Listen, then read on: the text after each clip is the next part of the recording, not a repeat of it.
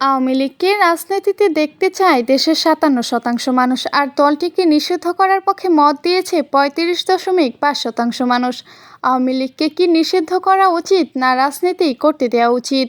Voice of America বাংলার এমন জরিপে উত্তরদাতারা এ মতামত দিয়েছে।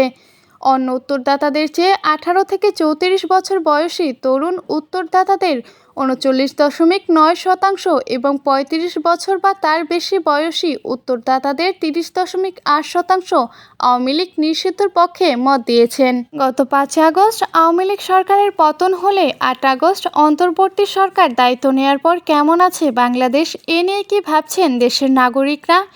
এ বিষয়ে অক্টোবর ১৩ থেকে ২৭ তারিখে ভয়েস অব আমেরিকা দেশব্যাপী একটি জরিপ করেন।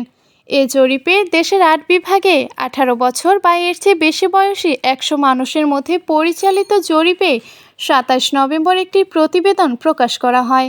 আওয়ামী লীগকে নিষিদ্ধ করলে কত দিনের জন্য করা উচিত, এমন প্রশ্নের জবাবে আওয়ামী লীগকে নিষিদ্ধের পক্ষে মত দেওয়াদের অর্ধেকেরও বেশি মানে ৫৪.১% আওয়ামী লীগকে স্থায়ীভাবে নিষিদ্ধ করা উচিত বলে মনে করেন।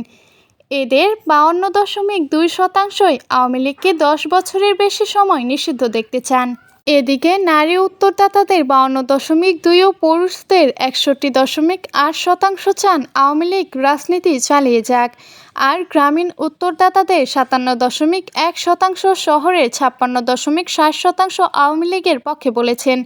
অন্যদিকে তরুণ উত্তরদাতাদের ৩৯.৯ এবং ৩৫ বা এর বেশি বয়সীদের ৩০.৮% আওয়ামী লীগকে রাজনীতিতে নিষিদ্ধ করার পক্ষে মত দিয়েছে।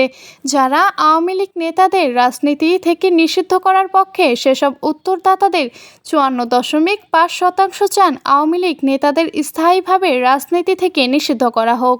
১০ বছরের বেশি নিষিদ্ধ চান ১১.২%, ৫ থেকে ১০ বছর নিষিদ্ধ চান ৮.৬%, ১ থেকে ৫ বছর নিষিদ্ধ চান ১২.২%, আর ১ বছরের জন্য নিষিদ্ধ চান ৫.৩% উত্তরদাতা। এ ব্যাপারে কিছু জানেন না বলেছেন ৭.৪% এবং উত্তর দিতে চাননি ০.৫% উত্তরদাতা।